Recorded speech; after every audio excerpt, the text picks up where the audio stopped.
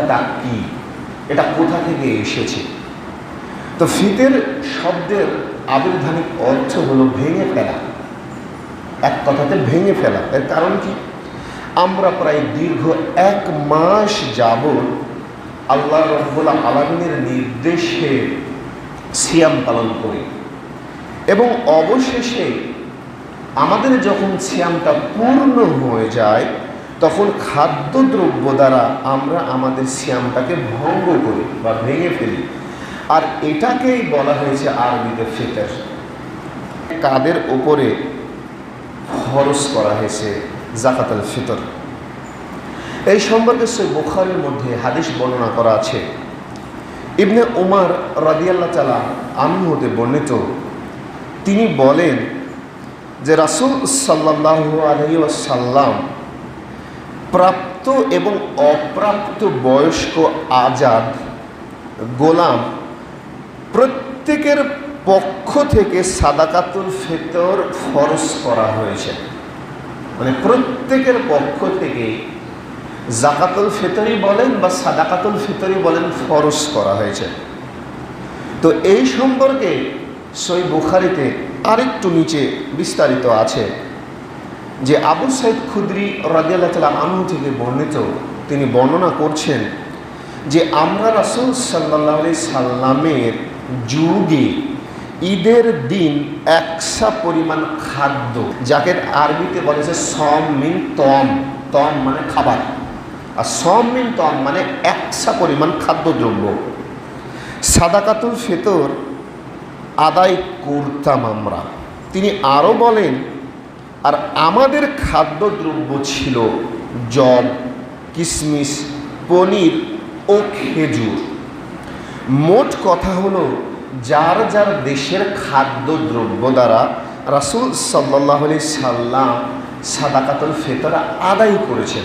আমরা মানে খাদ্যদ্রব্য, কিশমিশ, জব, খেজুর যার যার দেশের প্রধান খাদ্যদ্রব্য, এটা দ্বারা সাদাকাতুল ফিতর আদায় করছেন। এখন তো আমি কথাটা বললাম, তো অবশ্যই তার তো দলিল লাগবে, তাছাড়া তো চলবে না। তো এটা কোথায় আছে, আমরা কোথায় পাবো? দেখুন, এই সম্পর্কে সহিহ বুখারীতে মোট 7টা হাদিস এসেছে। প্রথমত 1503, 1504, 1505, 1506, 1507, 1508 এবং 1511, মোট 7টি হাদিস সহিহ বুখারীতে এসেছে খাদ্যদ্রব্য দ্বারা যাকাতুল ফিতর আদায় করার জন্য। এবার দেখুন, সহিহ মুসলিমের মধ্যে মোট 10টি হাদিস এসেছে এই সম্পর্কে। 2149, 2150, 2151, 2152, 2153, 2154, 2155, 2156, 2157 এবং 2158, মোট 10টি হাদিস এসেছে। সুনানে আবু দাউদের মধ্যেও প্রায় 10টি হাদিস এসেছে খাদ্যদ্রব্য দ্বারা সাদাকাতুল ফিতর আদায় করার জন্য। তো এখানে 1611, 1612, 1613, 1614, 1615, 1616, 1617, 1618, 1620, 1622, মোট 10টি হাদিস এসেছে। এছাড়াও সহিহ তিরমিজির মধ্যে মোট 3টি এসেছে, 673, 675 এবং 676 নম্বর হাদিস। তাহলে এখানে সরাসরি কিন্তু রাসূল সাল্লাল্লাহু আলাইহি সাল্লামের যত কয়েকজন সাহাবে কেরাম ছিল, রাসূল সাল্লাল্লাহু আলাইহি সাল্লাম ছিলেন সেই সময় তাদের যুগে কিন্তু দিনার এবং দিরহামের প্রচলন ছিল। আমি এটা পরবর্তীতে বলব। তারপরও রাসূল সাল্লাল্লাহু আলাইহি সাল্লাম কখনো তিনি টাকা দ্বারা যাকাতুল ফিতর আদায় করেননি, কখনোই না। অত্র সহিহ হাদিস দ্বারা কিন্তু আমরা বুঝতে পারি। এবার দেখুন যে টাকা দিয়ে কেন দেয়, কি কারণে দেয়, এই সম্পর্কে বড় বড় যারা ওলামায়ে কেরামগণ আছেন, বিখ্যাত ইমামগণ আছেন, তাদের মতামতটা আমরা একটু শুনি। তো এই সম্পর্কে ইমাম শাফি রাহিমাহুল্লাহ তিনি বর্ণনা করছেন যে খাদ্যদ্রব্য দ্বারা মানুষকে সাদাকাতুল ফিতর আদায় করতে হবে। যেহেতু মানুষের শরীরে কিন্তু খাদ্যদ্রব্য খায়, যার কারণে ইমাম মালিক রাহিমাহুল্লাহ তিনি বর্ণনা করছেন যে সাদাকাতুল ফিতর খাদ্যদ্রব্য দ্বারাই আদায় করতে হবে। ইমাম আহমদ ইবনে হাম্বল তিনি বর্ণনা করছেন সাদাকাতুল ফিতর খাদ্যদ্রব্য দ্বারাই আদায় করতে হবে। ইমাম আবু হানিফা রাহিমাহুল্লাহর দুইটি মত আছে। তিনি বলছেন যে টাকা দ্বারা সাদাকাতুল ফিতর আদায় করা যায়, এটা জায়েজ, কিন্তু রাসূল সাল্লাল্লাহু আলাইহি সাল্লামের আদর্শই উত্তম আদর্শ। উত্তম সবচাইতে সেটা হলো খাদ্যদ্রব্য দ্বারাই সাদাকাতুল ফিতর আদায় করতে হবে। এর দ্বারা কি বুঝলেন? যদি বুঝে থাকেন আলহামদুলিল্লাহ, যে সাদাকাতুল ফিতর খাদ্যদ্রব্য দ্বারাই আদায় করতে হবে, এটা ইমাম আবু হানিফা রাহিমাহুল্লাহর মত। দেখুন, বাংলাদেশের বিখ্যাত আলেমগণের মতামত শুনি, যারা হানাফি মাযহাবের বিখ্যাত আলেমগণ, আমরা অনেকেই ইনাদের নাম জানি, কিন্তু আবার অনেকেই জানি না। ইনারা কিন্তু ডক্টরেট করা, সাধারণ মাঠে ময়দানের যে ওয়াইজ গুলান করে, ইনারাও কিন্তু এদেরকে চিনে, এদেরকে উস্তাদ বলেই মানুষের অভিহিত করেন। আমরাও যাদেরকে করি, এক নম্বরে খন্দকার আব্দুল্লাহ জাহাঙ্গীর রাহিমাহুল্লাহ, যার কথা সর্বপ্রথম আমি বলি। ইনার কথা কেন বলি জানেন? এই বেচারি যখন তিনি সর্বপ্রথম মদিনা বিশ্ববিদ্যালয়ে পড়াশোনা করতে যান, তো তখনকার সময়ে যখন তিনি পরীক্ষা দেন, সারা পৃথিবীতে যত ছাত্র ছিল তার মধ্যে তিনি এক নম্বরে ছিলেন। প্রায় যে কয়টা সাবজেক্ট প্রতিটাতেই তিনি 100-তে 100। তিনি হচ্ছেন হানাফি মাযহাবের একজন বিখ্যাত আলেম, স্যার ভালোভাবে ছিলেন। একটাতে তিনি 99 মার্ক পেয়েছিলেন। তো তিনি একটা কথা বলছেন যে বাঙালি মুসলিমরা হচ্ছে অত্যন্ত আবেগপ্রবণ, মানে এরা সঠিকটা মানতে চায় না। বলছে বাজারে যখন এরা যাবে, আলু পটল সিম যখন কিনবে, দেখবেন বেছে বেছে বেছে বেছে কিনবে, যাতে পোকা লাগা না থাকে। পোকা লাগা থাকলে মনে করছেন মানুষ কেটে কুটে খেতে পারতো না, পারবে, তারপরে কিনবে না কেন? যে জিনিসটা ভালো পাওয়া যাবে না, যার কারণে। তো তিনি বলছেন যে সবসময় মানুষকে জায়েজ খুঁজতে হয় না, দেখতে হয় এটা সুন্নাত কিনা। জায়েজ মানে কবুল হতেও পারে, না হতেও পারে, আর সুন্নাত মানে এটা কবুল অবশ্যই যোগ্য। কেন? এটা রাসূল সাল্লাল্লাহু আলাইহি সাল্লাম করেছেন, তাই। এক নম্বর, এটা হানাফি মাযহাবের, কিন্তু নাম হচ্ছে খন্দকার আব্দুল্লাহ জাহাঙ্গীর রাহিমাহুল্লাহ। ডক্টর মঞ্জুর ইলাহি, যিনি হানাফি মাযহাবের আরেকজন বিখ্যাত আলেম, যিনি বর্তমানে এখনো বেঁচে আছেন, তিনি বলছেন যে খাদ্যদ্রব্য দ্বারা ফিতরা নেবে না, তে ভাববেন তার যথেষ্ট পরিমাণে খাদ্য মজুদ আছে, ও ফিতরা খাওয়ার যোগ্য নয়। একদম টোটালি স্পষ্টভাবে বলছেন। তাহলে ভাবতে হবে যে ওই ব্যক্তির বাড়িতে যথেষ্ট পরিমাণে খাদ্যদ্রব্য আছে, ও ফিতরা খাওয়ার যোগ্য নয়। ডক্টর আবু বকর মোহাম্মদ জাকারিয়া স্যার, যিনি কুষ্টিয়া বিশ্ববিদ্যালয়ের প্রফেসর, উনি ওই একই রকম ডক্টরেট করা আকীদা বিষয়ে, তিনি বলছেন যে তদ্রুপ একই রকম যে খাদ্যদ্রব্য দ্বারা ফিতরা নেবে না, ওকে দিবেন না, কারণ তার ফিতরা তো হবে না, একটা দান হবে কিন্তু ফিতরা হবে না। আরেকজন আছেন ডক্টরেট করা, ডক্টর মোহাম্মদ সাইফুল্লাহ, তিনিও একই কথা বলছেন। ওনার কথা তো আর একটু করা, তিনি বলছেন যে এসব পাগলের প্রলোভ। রাসূল সাল্লাল্লাহু আলাইহি সাল্লামের সুন্নাতকে সরিয়ে মানুষ জায়েজ খোঁজে, তো রাসূল সাল্লাল্লাহু আলাইহি সাল্লামকে মানে না। আমার কথা মনে হয় বুঝেননি। তিনারও একই বক্তব্য। আর আপনি শুধু এই বাংলাদেশ বিশ্বাস করেন, বাংলাদেশ আর ভারত আর পাকিস্তানের কিছু জায়গায় এগুলো পাবেন, বহির্বিশ্বে যত জায়গা আছে কখনো পাবেন না। স্যার জানেন যে বর্তমানে বাংলাদেশি পরিপ্রেক্ষিতে ফিতরা ধরা হচ্ছে 115 টাকা। আমাকে বোঝান যে ব্যক্তি, ওদের হিসাব মতে কিন্তু ওরা খাদ্যদ্রব্য দেয় 3.5 কেজির সমান, 3.5 কেজি টাকা হিসাব করে দেয়, বা 3 কেজি ধরেন। তো বর্তমানে চালের বাজার কত বলেন তো? আচ্ছা, আপনি 70 করেই ধরেন। আমার মনে হয় না যে মানুষ শতকরা 2-1 এর নিচে খেতে পারে, শতকরা ম্যাক্সিমাম 70 আপ খায়। তাহলে 3 কেজি হলে 3 7 21, 210 টাকা। তো বাদ বাকি টাকাগুলো কী করলো বলুন? আপনি বলুন যে 3 কেজি ধরেন, 3 7 21 মানে 210 টাকা, আর আপনি দিচ্ছেন 115 টাকাতে, বাদ বাকি টাকাগুলো কোথায় গেল? মানুষ মানে সুবিধাবাদ জিন্দাবাদ করতে করতে করতে করতে ইমানটা, ইসলামটাকে ধ্বংস করে দিয়েছে। আর আপনি আরব বিদ্বানগণের মধ্যে, ওরা জানেই না যে টাকা দিয়ে ফিতরা দিতে হয় কিনা, ওরা জানেই না যে টাকা দিয়ে ফিতরা দিতে হয় কিনা, ওরা পাবে না। যেমন আরব মানে সৌদি আরবের কথা বলছি, কুয়েত বলছি, কাতার, বাহরাইন, তুরস্ক, মিশর, জর্ডান, লেবানন, ফিলিস্তিন, এরা জানেই না। ওর বাচ্চাদেরকে শেখাচ্ছে যে কিভাবে ফিতরা দিতে হয়। পাত্র নিয়ে এসেছে, বাবা এটা হচ্ছে সা, সে মানে তুলছে না, দেখাচ্ছেন এটা সা, যাতে ভবিষ্যতে তারা দিতে পারে। মানে ওরা জানেই না। অথচ বাংলাদেশে দেখবেন বিভিন্ন রকমের মাসালা নিয়ে ব্যস্ত। আমার কথা কি জানেন, এটা আমার শুধু নয়, সেটা হচ্ছে বড় বড় বিদ্বানগণের কথা, যে যেখানে কোরআন সুস্পষ্টভাবে আছে সেখানে আমার হাদিসের দরকার নাই, সুস্পষ্টভাবে আছে। আল্লাহ রাব্বুল আলামিন যেমন বলছেন যে হুররিমাত আলাইকুম, তোমাদের জন্য হারাম করা হয়েছে মৃত, বলছে দামুল লাহমুল খিনজির, শুকরের গোশত তোমাদের জন্য হারাম করা হয়েছে। তারপর যেগুলো উপর থেকে পড়ে গিয়ে মৃত্যুবরণ করে সেটা হারাম করা হয়েছে, যেগুলো যোগ্য ব্যাধিতে জবাই করায় সেটা হারাম করা হয়েছে, যেটা দেবদেবীর নামে জবাই করায় সেটা তোমাদের জন্য হারাম করা হয়েছে। এভাবে ইত্যাদি ইত্যাদি আছে। যারা আছড়ে মরে, আছড় দেওয়া আছে যেগুলো, ওগুলোদের বস্তু হারাম করা হয়েছে।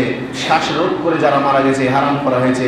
কণ্ঠ নালী যারা, এই যে ক্যানিয়ান কুকুরের মতো মানে বলা হয়েছে, বিশেষ করে বাঘ যারা নয়, বাঘ জাতীয় দেখবেন আঙ্গুলও আছে, আবার ওই ছুসালো দাঁত আছে, এদের বস্তু হারাম করা হয়েছে স্পষ্ট। এখানে হাদিসের আর দরকার নাই, আপনি হাদিস খুঁজতার দরকারই নাই।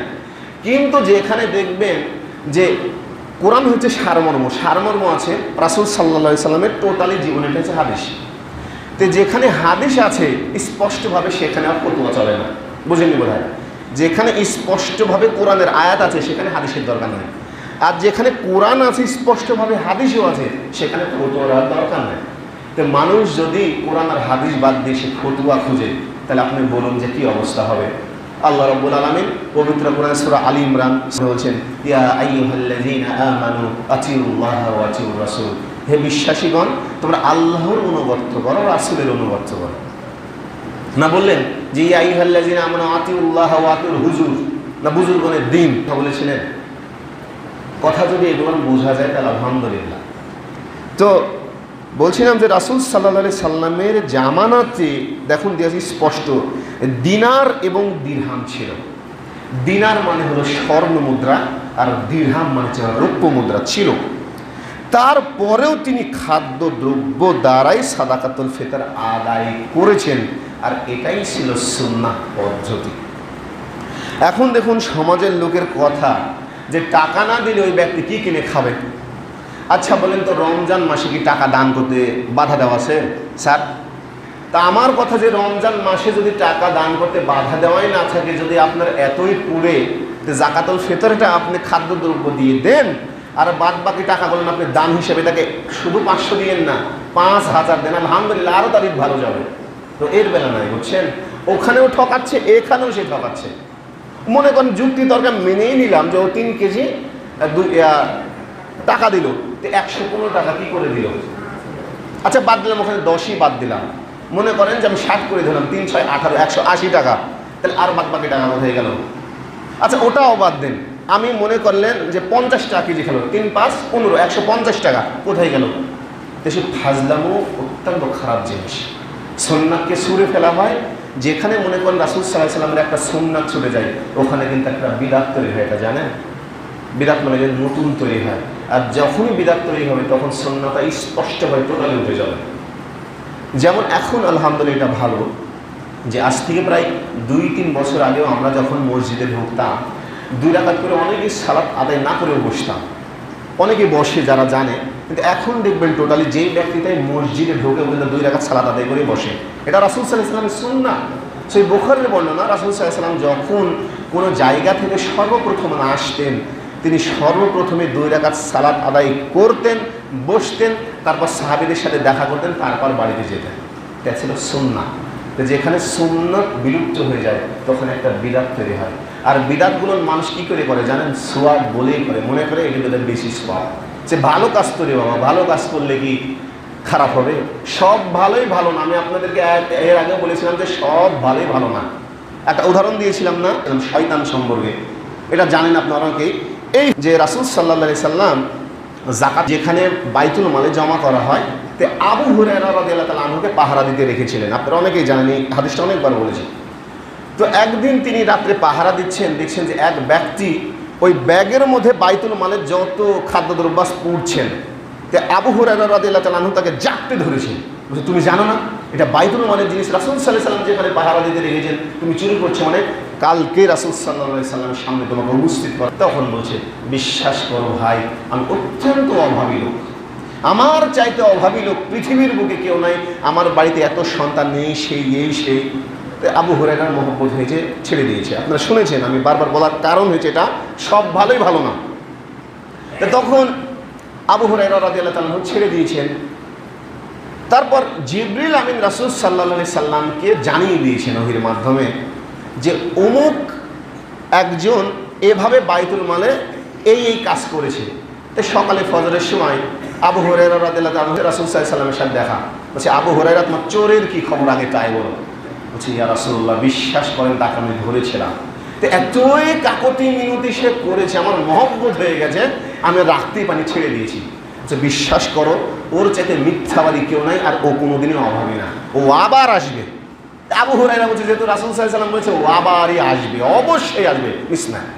ও দ্বিতীয় দিন আবার এসে দেখছে ওই বাইতুল মালের ব্যাগ আবার লোড করছে। আবু হুরায়রা আবার ধরেছে যে, তুমি গতকালকে বললে তোমার বাড়িতে অভাব, এত এত ছেলে মেয়ে আছে, তুমি বলো আজকে এত চুরি করছো। আবারও সেই কান্নাকাটি। বিশ্বাস করো ভাই, আমি অভাবের তাড়নাতে এখানে এসেছি, আমাকে ছেড়ে দাও ভাই। কাকুতি মিনতি হাতে পায়ে ধরেছে। আবার আবু হুরায়রা রাদিয়াল্লাহু তাআলা নরম মনের মানুষটা আবারও ছেড়ে দিয়েছেন। আবার রাসূল সাল্লাল্লাহু আলাইহি ওয়াসাল্লাম ফজরের সালাতের সময় বলছেন যে, আবু হুরায়রা, তোমার চোরের কি খবর আগে তাই বলো। বলছি, ইয়া রাসূলুল্লাহ, আজকেও আমি রাখতে পারিনি, ওর মুখের দিকে তাকিয়ে আমার এতই মহব্বত হয়েছে, ছেড়েই দিয়েছি। বিশ্বাস করো আবু হুরায়রা, ওর অভাব বলতে কিছু নয়, আর ওর চাইতে মিথ্যাবাদী আর কেউ নয়, ও আবার আসবে। আবু হুরায়রা বলছে, এবার আর ছেড়েই দেবো না। তো তৃতীয় দিন এসে দেখছে আবার ওই সেম কাজ। তখন আবু হুরায়রা রাদিয়াল্লাহু তাআলা করেছে কি, এবার জাপতে ধরে বলছে, আজ আর তোমার নিস্তারনে, তোমাকে আমি নিয়ে যাবোই যাবো, একদিন দুই দিন কয়দিন করে। তখন বলছে, তুমি আমাকে ছেড়ে দাও, তোমাকে একটা আমি জিনিস শিখাইতে। কি? তো বলছে যে, তুমি যদি প্রতিদিন রাত্রে সূরা বাকারার একটা আয়াত আছে, মর্যাদাপূর্ণ আয়াত, না হচ্ছে আয়াতুল কুরসি, এই আয়াত যদি পাঠ করো তাহলে শয়তান তোমার কাছে আসবে না। অত্যন্ত গুরুত্বপূর্ণ জিনিস। তো আবু হুরায়রা ছিলেন অত্যন্ত জ্ঞান পিপাসু লোক, যে যাক একটা জিনিস তো শিখা হলো, আগে রাসূল সাল্লাল্লাহু আলাইহি সাল্লামকে জিজ্ঞাসা করবো যে আসলে এটা সঠিক না মিথ্যা। তো তাকে ছেড়ে দিয়েছে। পরদিন এসে রাসূল সাল্লাল্লাহু আলাইহি সাল্লাম বলছেন যে, আবু হুরায়রা, তোমার চোরের কি খবর এখন আমাকে বলো। ইয়া রাসূলুল্লাহ, বিশ্বাস করেন ওকে আমি ধরেও ছিলাম, আপনার কাছে নিয়ে যাব এই নিয়ত নিয়েছিলাম, কিন্তু তিনি আমাকে যে একটা শিখিয়েছে, কিন্তু আমি এখনো শিওর না কি, যে আমাকে পবিত্র কোরআনের 2 নম্বর সূরা আয়াতুল কুরসি শিখিয়েছে। তো এটা নাকি অত্যন্ত গুরুত্বপূর্ণ। তখন বলছে, হ্যাঁ, এটা অবশ্যই অত্যন্ত গুরুত্বপূর্ণ, শয়তান তোমার কাছে আসতে পারবে না। তবে ও কে ছিল জানো? তো কে? ও শয়তান ছিল। তো সব ভালোই ভালো না, মনে করে রাখবেন, সব ভালোই ভালো না। বুঝতে পেরেছেন? এইরকম হচ্ছে বিষয়। শয়তান তো শিখিয়েছিল কেন? পালানোর কারণে, ওর উদ্দেশ্য ছিল পালাবে ওখান থেকে। সব ভালোই ভালো না। এই জিনিস যদি বুঝতে পারেন তাহলে আলহামদুলিল্লাহ, যদি না বুঝতে পারেন আল্লাহ বুঝার তৌফিক দেন। সকলে বলে আল্লাহুম্মা আমিন। তো এই জন্য বলি যে সমাজের কিছু কিছু লোক এখনো বলে যে টাকা না দিলে কিনে খাবে কি। আরে বাবা, আপনি তো সম্পদশালী লোক, আপনি আরো টাকা দেন না। নিষেধ করেছি আমরা? কোনোদিন নিষেধ করি না। আপনার যদি বেশি থাকে আপনি বেশি পরিমাণে দেন, আলহামদুলিল্লাহ, একটা মানুষ স্বাবলম্বী হয়ে যাবে। তো জিনিস বুঝে সুঝে দলিল প্রমাণ সহকারে বুঝতে হবে, তাহলে ভাববেন যে আপনি মানুষ, আল্লাহ কেন বুদ্ধি দিয়েছেন, কেন জ্ঞান দিয়েছেন, কেন বিচার বুদ্ধি করার ক্ষমতা আপনাকে দিয়েছেন, অন্য প্রাণীকে কেন দেননি। আপনি যদি বিচার বিশ্লেষণ না করতেই পারেন তাহলে আপনি তো মানুষ নন, আপনি সৃষ্টির সেরা জীব। ফেরেশতারা এত পরিমাণ মর্যাদা পায়নি, জিন পায়নি। আল্লাহ রাব্বুল আলামিন এই মানুষকে সাধারণত কর্দমাক্ত দ্বারা, আল্লাহ বলছেন ঠুনঠুনে শুষ্ক পচা কর্দমাক্ত দ্বারা আমি মানুষকে সৃষ্টি করেছি। যে খলাকাল ইনসানা মিন সালসালিন কাল ফাখর, বলছে ঠুনঠুনে পচা কর্দমাক্ত দ্বারা। আবার কোনো কোনো জায়গায় বলছেন সালসালিন হামাইম মাসনুন, একদম পচা কর্দমাক্ত দ্বারা মানুষকে সৃষ্টি করেছি। অথচ এর মর্যাদা কতখানি, কেন মানুষ বানিয়েছেন? শুধু জ্ঞান আছে যার কারণে, বুদ্ধি আছে যার কারণে। অবশ্যই আপনাকে বিচার বিশ্লেষণ করতে হবে, আর পাশাপাশি দেখতে হবে সুন্নাত না জায়েজ। সব ক্ষেত্রে আমি বললাম না জায়েজ খুঁজতে হয় না, সবসময় সুন্নাত জিজ্ঞাসা করবেন। এখন আপনি যদি উল্টা প্রশ্ন করেন তাহলে কিন্তু হবে না। আপনি যদি মনে করেন যে এই ফ্যানটা সুন্নাত না হয়েছে জায়েজ, এটা হচ্ছে আপনার প্রশ্ন করাই ভুল। এটা তো ইসলামের বহির্ভূত প্রশ্ন। আপনাকে এটা ইসলামের বহির্ভূত জিনিস, এটা প্রশ্ন করে যে সুন্নাত, এটি সুন্নাতের জিনিস, এটা ইসলামের বাইরে। রাসূল সাল্লাল্লাহু আলাইহি ওয়াসাল্লাম বলছে ইসলামের মধ্যে যারা নতুন অর্থ ঢুকিয়েছে সেটা বিদআত, এটা ইসলামের বাহিরের অংশ। অনেকে জিজ্ঞাসা করে আমাকে, আমি বিশ্বাস করেন বুঝি যে এদের বুদ্ধি নাই না বিবেক নাই। বলে যে তাহলে তোমরা ফ্যান চালাইছো, ওখানে তো বিদআত, এটা কি ইসলামের মধ্যে জিনিস, একটা ইসলামের বাহিরের জিনিস। এরোপ্লেন মানুষ চালায়, এটা ইসলামের মধ্যে জিনিস। তো প্রশ্ন করা ভুল হয়েছে। প্রশ্ন করতে হয় যেমন মনে হয় খাদ্যের ক্ষেত্রে প্রশ্ন করতে হয় এটা হালাল না হারাম, আর এইসব ক্ষেত্রে প্রশ্ন করতে হয় এটা সুন্নাহ না বিদআত। প্রশ্ন করতে ভুল হলে ঝামেলা আছে। এখন অনেকে আবার বলে কি জানেন, আমি বললাম না যে সব জিনিসের বিদআত করে আমাকে দলিল দাও, এটা যে জাল এটা আমাদেরকে দলিল দাও। জালের কিন্তু দলিল নাই। কেমন? আপনাকে আমি এর আগেও বলেছিলাম, আপনাকে যদি এখন বলি যে ভাই আমাকে একটা 1900 টাকার নোট দাও, তো আপনি বলবেন যে দুলুল পাগল হয়ে গেছে।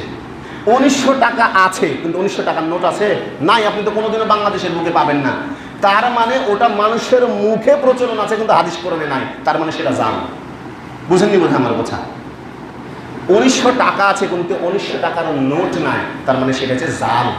তো মানুষের মুখে মুখে প্রচলন আছে। যেমন কি দিনের নবী মুস্তফায় রাস্তা দিয়ে হাইটা যায়, হরিণ একটা বান্দা ছিল গাছের তলায়, একটা মিথ্যা কথা। কোন হাদিস কোরআনে আপনি পাবেন না যে কথা বলা আছে। মানুষের লোক মুখে প্রচলন, মানে রাসূল সাল্লাল্লাহু আলাইহি ওয়াসাল্লামকে অতিরিক্ত ভালোবাসতে গিয়ে এমন জায়গাতে নিয়ে গেছে, অথচ আল্লাহ রাব্বুল আলামিন বলছে হে রাসূল সাল্লাল্লাহু আলাইহি ওয়াসাল্লাম আপনাকে আমি সর্বোচ্চ সম্মানের অধিকারী করেছি। আল্লাহ যেভাবে করছেন সেটা ব্যতিরিকে যদি আমরা অন্যভাবে করি তাহলে ভাবছেন যে ইসলামটা ভালো হবে? কোনোদিনও না।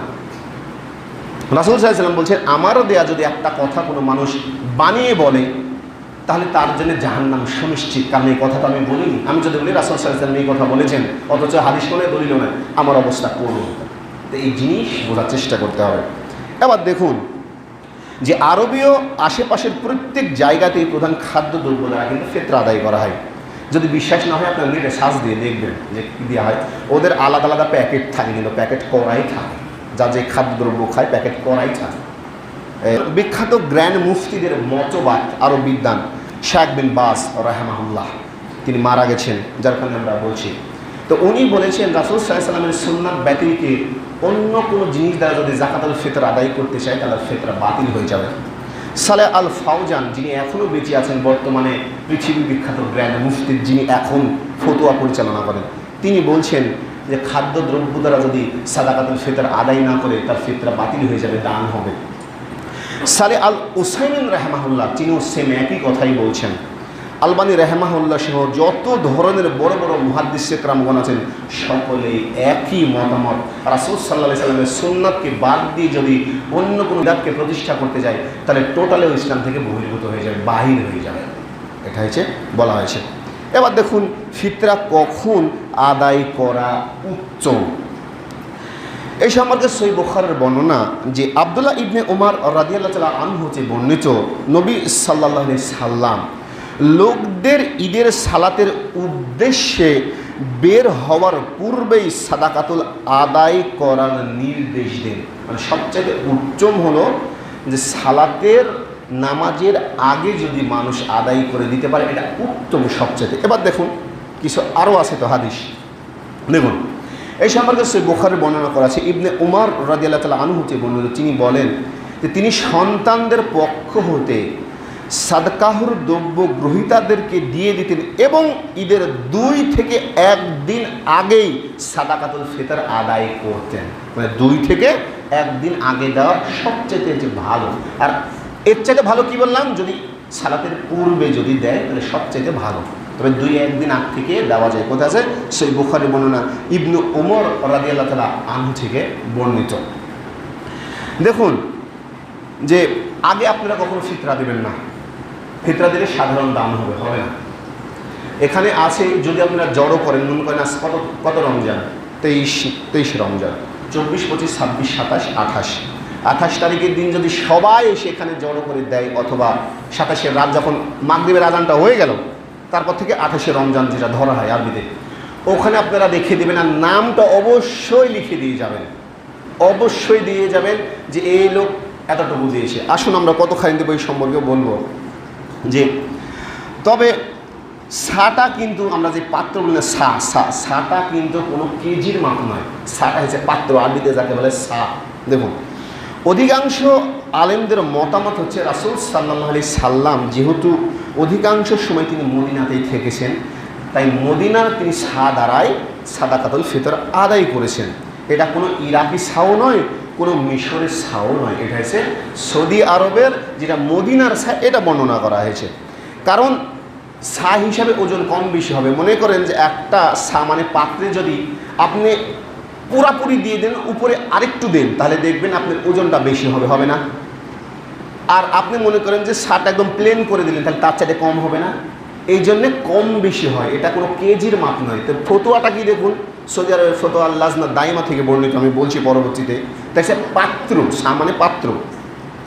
দেখুন, যদি পাত্রে আপনি লোহা রাখেন তাহলে ওজন কতখানি হবে বলুন তো? ওখানে মনে করেন যে 3 কেজি পরিমাণ চাউল আনে কমপক্ষে, বা 3.5 কেজি। পাত্রে, ওই পাত্রে যে লোহা রাখেন যতটুকু পরে, তো কতখানি হবে? তো 20-22 কেজিও পার হয়ে যাবে, যে ওজন লোহা। তুলা রাখে কম হবে, চাউল রাখে বেশি হবে, গম হলে তার চাইতে কম হবে। তাই বলছে এটা হচ্ছে ছা। এবার দেখুন, সালে আল ওসাইনের মতে তিনি বর্ণনা করছেন যে, তিনি যে বর্ণনা করছেন যে ছায়ে কতখানি চাউল, তার মতে তিনি বলছেন 2 কেজি 400 গ্রাম, মানে প্রায় 2.5 কেজির সমান। কেউ কেউ বলছেন যে এটাই শেষ কথা নয়, কেউ বলছেন 2 কেজি 40 গ্রাম। তবে সৌদি আরবের বিখ্যাত ওলামা ইকরামদের মতামত অনুসারে তিনি বলছেন, বিশেষ করে ফতোয়া আল লাজনা দাইমা থেকে বর্ণিত, যে আমরা অতিরিক্ত বাড়াবাড়িও করব না, কমাবও না। কারণ বললাম না, পাত্রের হিসাবে কিন্তু এটা পাত্র, সামান্য পাত্র, কেজি না। যে ব্যক্তি 2.5 কেজি দিয়েছে ভাববে না তার যাকাতুল ফিতর হয়নি, অবশ্যই হয়েছে। কিন্তু তারা বলছেন আমরা বেশিও দেবো না, কমও দেবো না, সর্বোচ্চ ভালো হচ্ছে 3 কেজি পরিমাণে দেওয়া। কতখানি? 3 কেজি। বলুন তো এটা খাবে কে? আমি খাবো, আপনি খাবেন না, খাবে কারা? বলছে যার বাড়িতে 1 থেকে 2 বেলার খাদ্য আছে, পরবর্তী সময় আর নাই, ওই ব্যক্তি সর্বপ্রথম আগে হকদার। তা আমাদের এলাকাতে এরকম লোক নয়, আছে সবার বাড়িতে খাদ্য দ্রব্য আছে। তো ওই হিসাব মধ্যে যে সবচেয়ে বেশি অভাবী তাকে আগে দিতে হবে। কতখানি? হচ্ছে 3 কেজি পরিমাণে দেওয়াটা হচ্ছে উত্তম। ভালোভাবে শুনিয়ে।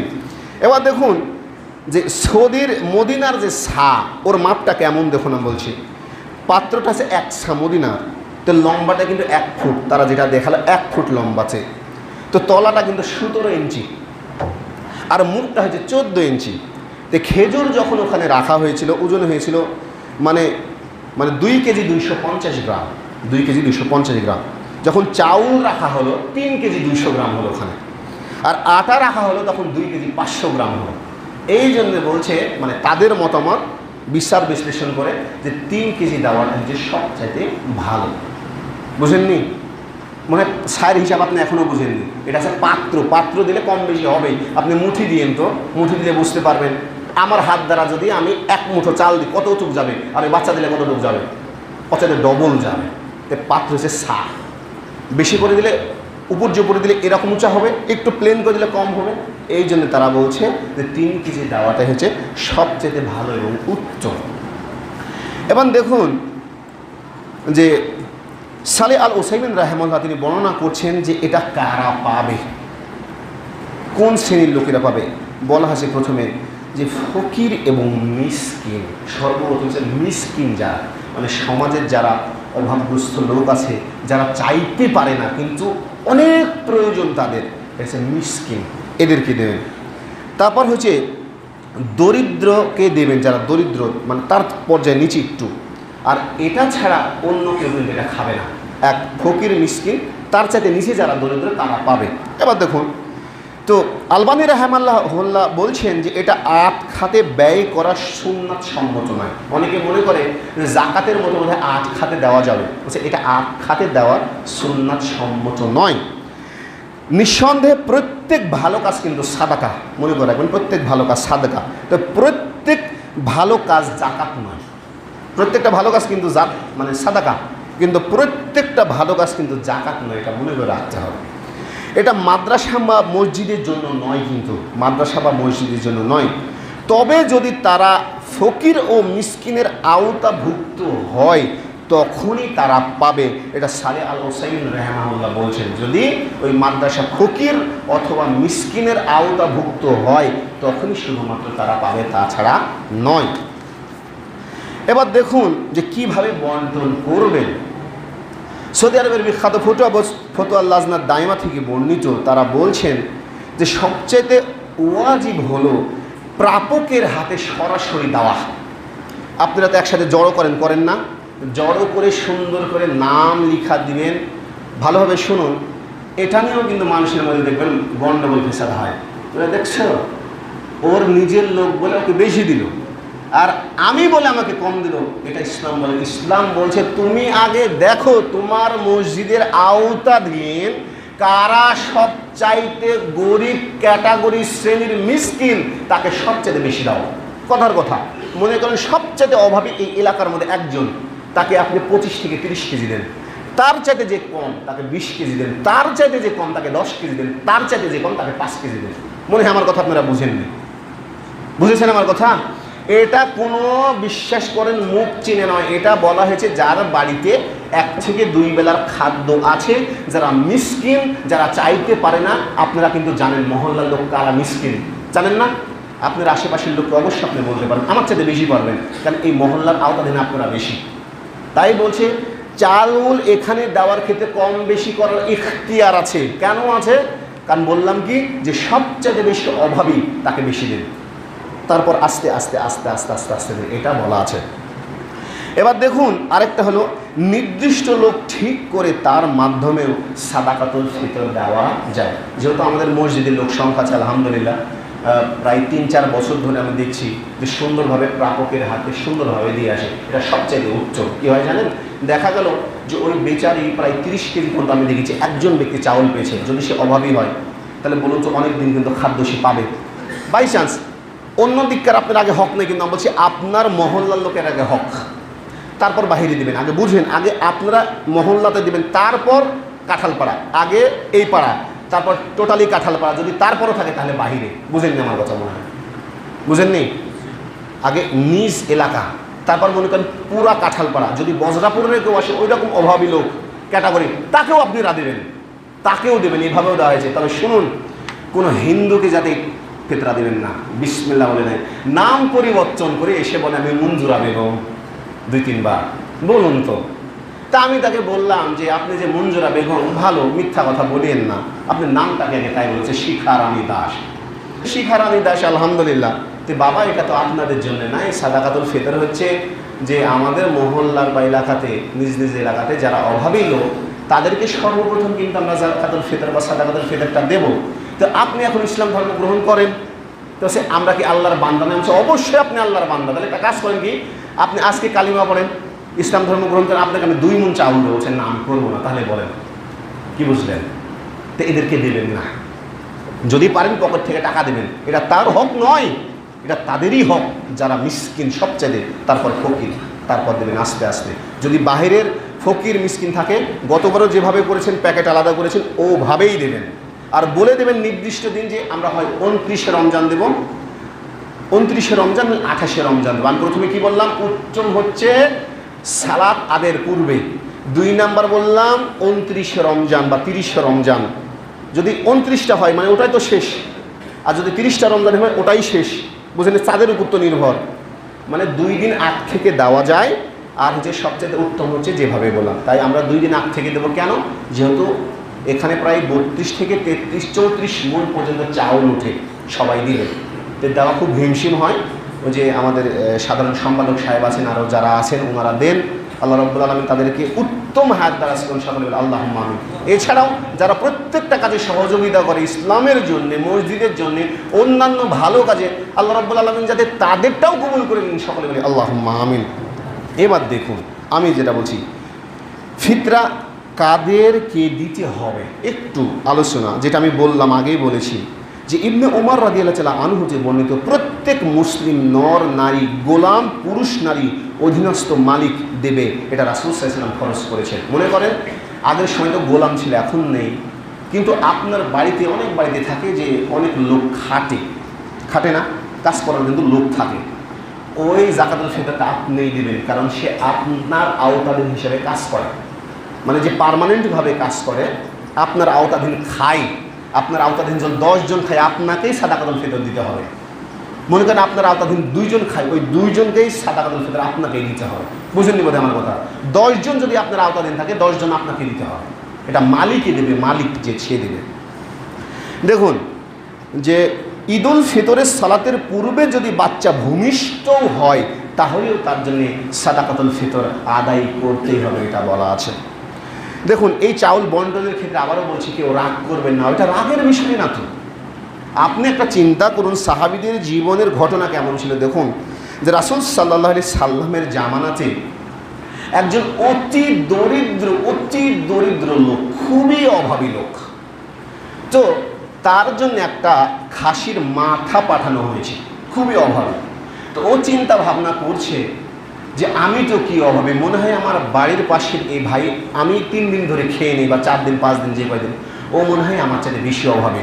ও কিন্তু জানে যে সেই সময় কিন্তু প্রচুর অভাব ছিল। তো করেছে কি, খাসির মাথাটা ওই বাড়িতে দিয়েছে। তো ওই বেচারি ভাবছে যে এ তো আমাকে দিল, আমার চাইতে আমি তো আল্লাহ রাব্বুল আলামিন সুখেই রেখেছে, দেখুন কত অভাব, খেতে পায় না, তা বলছে আল্লাহ আলহামদুলিল্লাহ সুখে রেখেছে, আমার চাইতে মনে হয় আমার ওই ভাইটাই বেশি অভাবে। তো ওর বাড়িতে গিয়ে দিয়েছে। ওর বাড়িতে যখন দিয়েছে, ও ভাবছে যে আমার বাড়িতে দিয়েছে, আমি অভাবী বলেই দিয়েছে, কিন্তু আমার চাইতে মনে হয় ও আরও অভাবে। ঘুরতে ঘুরতে দেখেছে যেই ব্যক্তি প্রথমে দিয়েছে ওর বাড়িতে এসে মাথাটা পড়েছে। তো তাদের এইরকম ছিল ইমান, আখলাক, আকীদা। আর আমাদের যদি পাই সর্বনাশ কেছে, আমি 30 কেজি পেয়েছি, 38 কেজি পাতো আর ভালোই হতো। তো এইরকম হয়েছে আমাদের আখলাক, এরকম হচ্ছে চরিত্র। আর তাদেরটা ছিল, তারা চিন্তা করতো যে কিভাবে আমি খাই, আমার চাইতে মনে হয় ভাইটা বেশি অভাব। আরবের যুগের আগে নিয়ম কী ছিল জানেন? যত মিডল ইস্টে যত কান্ট্রি ছিল রাসূল সাল্লাল্লাহু আলাইহি ওয়াসাল্লামের জামানার পর থেকে, সাহাবে কেরামদের যুগে, খোলাফায়ে রাশিদিনের যুগে যারা ছিল, ওদের যদি মনে করেন পরিবারের সদস্য সংখ্যা থাকতো 5 জন 7 জন, ওরা কী করতো জানেন? 7 জন থাকলে তারা রুটি কিন্তু 10টা রুটি, খুবস যেটাকে বলেছে আরবিতে, রুটি, বড় বড় রুটি। তোরা করতো কি, 7টা পরিবারের জন্য নিত। খলিফা হারুন আর রশিদের আমলে ওটা ছিল। আর বাদ বাকি 3টা রুটি তারা ঝুড়িতে রেখে যেত। যারা অভাবী ওখান থেকে এসে যে কয়জন পরিবারের লোক সংখ্যা, তারা ওই রুটিগুলো নিয়ে যেত। যে 2 জন থাকতো 2টা নিত, কখনো 3টা পর্যন্ত নেয়নি। এইভাবে তাদের জীবন চলতো। আর আমাদের যদি হয়, ও মাশাআল্লাহ, যদি একটা লাগে পরিবারের জন্য, ও যদি ঝুড়িতে 100টা পায় 100টাই নিয়ে চলে যায়। এই যে 2020 সালে করোনা হলো না, করোনার সময় জাপানে ওই যে ত্রাণের জিনিসগুলা তো রেখে দিয়েছে, তো একটা একটা করে নিয়ে যাচ্ছে। বাংলাদেশি এক ভাই ওই জিজ্ঞেস করছে, প্রায় 8 থেকে 10 বছর পর্যন্ত থাকে, তো বলছে যে ভাই আপনারা একটা একটা করে নিয়ে যাচ্ছেন, আরও একই অবস্থা, তো এগুলো আনতে বলছে, দেখো ভাই আমাদের একটাই প্রয়োজন, 2টার প্রয়োজন নেই। তো হাসটা বলছে, আমাদের দেশে হলে এইভাবে খোলা জায়গায় রাখবে, টোটালি রাতের মধ্যে উধাও করে নিয়ে চলে যাবে। তাহলে ভাবো, এরকম হচ্ছে আমরা জিনিস, তাদের কেমন আর আমাদের ইমান আখলাক কেমন, এটা খুবই একটা যে জঘন্য জিনিস। নামে শুধু মুসলিম, বলছেন কাজের বেলা এতটুকু আমরা নাই। জিজ্ঞাসা করেন ভাই তুমি কি, আমি মুসলমান, অথচ মুসলমানের যে জিনিসগুলো একটাও তার মধ্যে মানে একটাও পাবেন না। আমি বলছি না সবার মধ্যে আছে, কিন্তু ম্যাক্সিমামই পাবেন না। আমি এর আগেও মাঝে মধ্যে আমি বারবারই বলি যে রমজান মাস আসলো, তো দেখেছেন, আপনি দেখেছিলেন তো, প্রথমে তারাবিতে ওরে সর্বনাশ, ফজরের সময় ওইখান থেকে হুড়াহুড়ি, এই যে আমাদের মজনু ভাই যেখান থেকে আসে ওখান থেকে হুড়াহুড়ি, আরে সর্বনাশ, ও আগে সালাত আদায়, এবার সামনের কাতার 5টা যেতে না যেতে মসজিদের সালাতের ধারের কাছেও নাই। তাহলে ভাবুন, এই ইমান নিয়ে থাকে মাত্র একটা মাস, ও ব্যক্তি শুধুমাত্র উপোস থাকে, সালাত আদায়ও করতে পারে না, সত্যি বিষয় সালাত আদায়ও করতে পারে না। লোক দেখা যায় মাগরিবের সময় বেশি থাকে, তাছাড়া বাদ বাকি সময় মানুষ থাকে না। তা আমি বুঝি না আসলে কি তারা সালাত আদায় করে?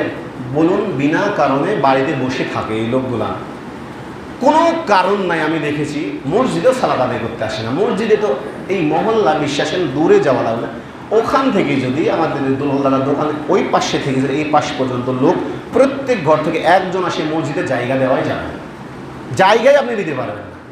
অথচ এই লোকগুলো হায় রে আল্লাহ, এমনি তো মানে শয়তান তো বাধা ছিল রমজান মাসে, তো শয়তানের দায়িত্বগুলো পালন করছে কে পালন করছে? বেশি সময় যাচ্ছে ওইদিকে তাকাচ্ছেন। আমি কিসের জন্য বলছি জানেন? কিছু যাতে শিখেন, বাড়িতে খাওয়া দাওয়া নাই, শিখেন যে রমজান মাসে বাংলাদেশের অবস্থা কেমন জানেন? একটা আমরা উপদেশমূলক গল্প করেছিলাম ছোট্ট সময়, একদম ছোট, যে বাংলাদেশের পরিপ্রেক্ষিতে শয়তান রমজানের আগে চিন্তা ভাবনা করছে যে রমজান মাস তো চলে আসছে, তো দেখা যাক কোন দেশে বেশি ধোঁকা দেওয়া যায়। তো সর্বপ্রথম করেছে কি, এটা উপদেশমূলক গল্প বলেছিলাম, হাদিসের গল্প নয় কিন্তু, তো বাংলাদেশের বুকে ঢুকেছে, বাংলাদেশে সর্বপ্রথম। তো এর আগেও সে আসছে বাংলাদেশে, যেহেতু সে কুমন্ত্রণা দানকারী, প্রত্যেক জায়গাতেই যায়, সেকেন্ডে মুহূর্তের মধ্যে। তা আসার পরে একটা জায়গা দেখছে ডাব বেচছে। তো ডাবওয়ালাকে বলছে যে ভাই একটা ডাব কাটো তো। ডাব কেটেছে, ডাব খেয়ে দেখছে স্বাদ আর নাই। আশ্চর্য ব্যাপার, আমি গত বছরে এসে দেখছি ডাবের কি সুন্দর মিষ্টি স্বাদ, আর এখন ডাবের কোনো স্বাদ নেই, কি ব্যাপার। তো ওই ডাবওয়ালাকে বলছে, ওই ডাবওয়ালা কিন্তু কর্মচারীর মালিকটা সাইডে বসে দেখে দেখছে ঘুম পাচ্ছে। তো বলছে ভাই এই ডাবের এই অবস্থা কেন, স্বাদ নেই কেন? তো বলছে দেখেন আমার মালিক বসে আছে, ওকে জিজ্ঞেস করেন, প্যাট এই রকম ধরে। তো মালিককে বলছে যে ভাই ভাই, তাই মালিক ঘুম হয়েছে, এই উঠেছে, ওটার পর বলছে কি হয়েছে আমাকে বলো। তো বলছে ভাই একটা আপনাকে প্রশ্ন জিজ্ঞাসা করি। কি? বলছে এই যে ডাবের আমি গত বছর এসে ডাব খেলাম, প্রচুর স্বাদ পানি, তো এইবার স্বাদ নেই কেন? হচ্ছে এই কথা তো তোমাকে বলবো না, বলতে যদি হয়তো তোমাকে 50 লাখ টাকা দিতে হবে। বুঝতে পারছেন কেমন লোক। তো শয়তানি তো টাকার অভাব না, যা হোক তাকে 50 লক্ষ টাকাই দিয়েছে। তারা হচ্ছে বলো কি? ভাবছে যে আমার তো ব্যবসা হয়ে গেছে। সে ভাই শোনো, এই যে দেখছো যে ডাবের পানি, আমি মোটা সিরিঞ্জ তৈরি করেছি, তল পারে সিরিঞ্জ দিয়ে যত ডাবের পানি, ওটা নিয়ে ধর বালতিতে রেখেছি, আমি খাই যারা ঘুমাইছি, আর পুকুরের যত নর্দমার পানি সব ওখানে ঢুকিয়েছি। তাই মানুষ স্বাদ পাবে? বলছে সর্বনাশ করিস। হ্যাঁ সে ভাই তোমার আর পরিকল্পনা কি তাই বলো। সে এই ডিম দেখছে না বাংলাদেশে, এই ডিমটা শুধু আমরা সিরিজ দিয়ে বাই করতে পারছি। তা আমার ভাই একটা জিনিস আবিষ্কার করেছে, ওই ডিমটা কি করে বাহির করে ভেজাল ডিম দেওয়া যায়, তাইলে আমরা সফল হবো। তো শয়তান বলছে এই দেশে থেকে আমার লাভ নাই, এই দেশে আমার চাইতে আরো বড় শয়তান, আমি অন্য দেশে যাই। এইরকম হচ্ছে বাংলাদেশের মানুষের অবস্থা, বুঝছেন? যাই হোক, আল্লাহ রাব্বুল আলামিন যাদেরকে বুদ্ধি, জ্ঞান এবং হেদায়েত দান করুন, সকলে বলে আল্লাহুম্মা আমিন।